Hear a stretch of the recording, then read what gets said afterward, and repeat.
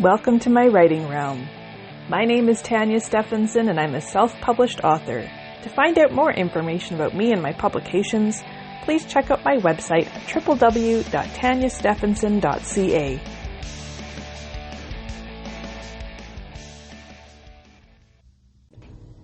Stick around to the end of this episode for fun writing prompts or challenges, and also some exciting writing contest details. Season 2, Episode 4, Formatting Internal Dialogue. Hey there, today is Tuesday, March 8th, and guess what? There's a blowing snow advisory in Manitoba. Surprise, surprise. The winter here never seems to end, and in fact, they have just started closing highways and there are vehicles in ditches everywhere.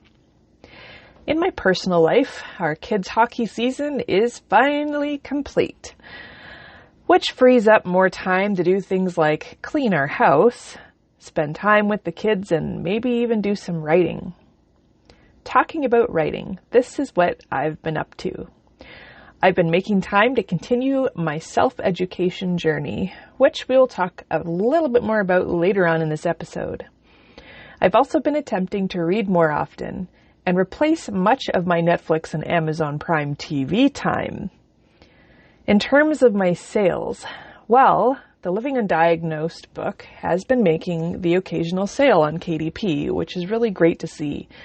This is one of the books that I am most proud of. It is not a full-length novel, but I did put a lot of energy, effort, and emotion into this story. It is a true story.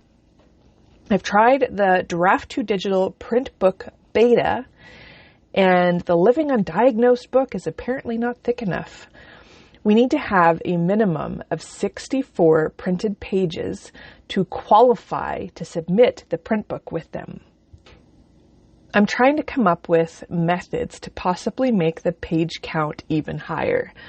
Perhaps I make the book a smaller size, which will help increase the page count, and maybe even add some more information about myself as an author, publication information, and advertising for my other books. It's time to get creative. I've also been reviewing my story that is my first book in the Alganthus high fantasy realm, and I've been improving the quality of my writing based on some of the new tips and stuff that I am learning in my self-education process. But today we are here to talk about internal dialogue formatting. Over the years, I've been a firm believer in making internal dialogue in italics to make it easier for my readers to pick up on when a thought is a specific character's thought.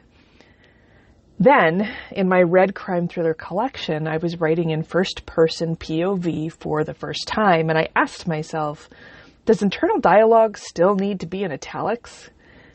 After talking to some of my other writing friends, they'd explain that students are now taught that it may not necessarily be necessary. So I played with the internal dialogue off and on, and I couldn't decide which way to go. So recently I found a very helpful video on reedzy, which is a very popular YouTube channel and website to support authors. And on this video, they discussed in detail internal dialogue. If you stay within one character's perspective within a scene, then you don't need to make the internal dialogue or thoughts italicized. This changes things, at least it does for me. I've always believed that using italics makes it extremely clear to the reader that it is what that character is thinking about. But if you read some well-known authors today, not all of them use italics for internal dialogue. As a reader, I've never really put a lot of thought into it, but it's so true. You don't actually need to do this extra step. If it's clear to the reader that the thoughts are in the POV character's mind, it doesn't make a damn difference. That's not to say, of course, that you can't put internal dialogue into italics. There is no wrong answer here.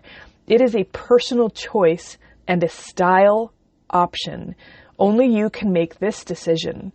What do you think? Leave a comment below and let us all know your preferences both as a reader and as a writer.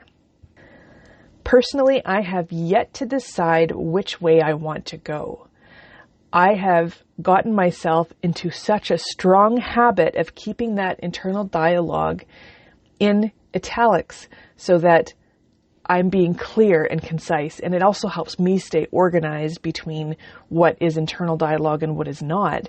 But I feel like the more in that character's head you are, the easier it is anyway. So if your writing is strong enough and well put together and well thought out, you shouldn't need to differentiate as much. Today's contest, Around the World in 3,000 Words by Tales. That's Tales. Submit an action and adventure story centering on treasure hunts, survival, mystery, and exploration. Up to 3,000 words. The top prize is $600, and additional prizes for our second place, $300, third place, $100, and the entry requirements is literally $0. The deadline for this contest is March 31st, 2022, so pull out your internal Indiana Jones and go on a treasure hunt. Today's writing assignment. This is a version of an assignment I read in a textbook that I found so interesting and actually quite helpful. Find a place somewhere out in public, whether it's part of your regular routine or not, it doesn't really matter, but preferably where there are people. While you're sitting there, find a place to get comfy. While you're looking around, write about what it is that you see and describe it as though you were describing a scene to a reader.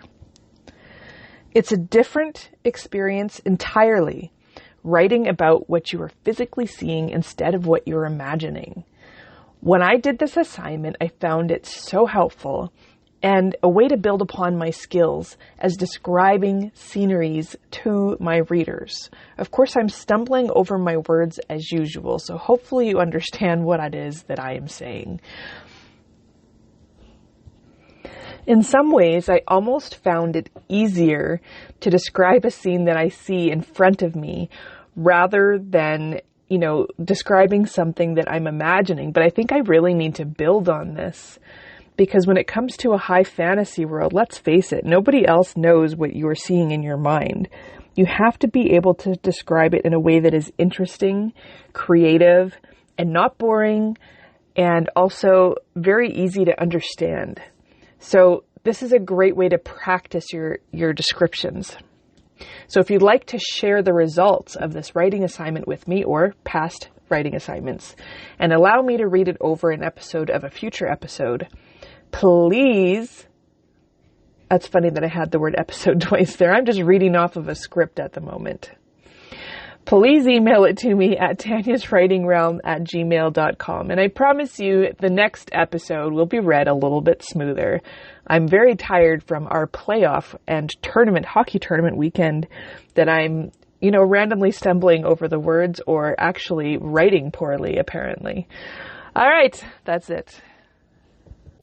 Well, that is it for today. Thank you so much for tuning in, and I look forward to talking with you next time. Have a great day, afternoon, evening, night, or whatever, and happy writing.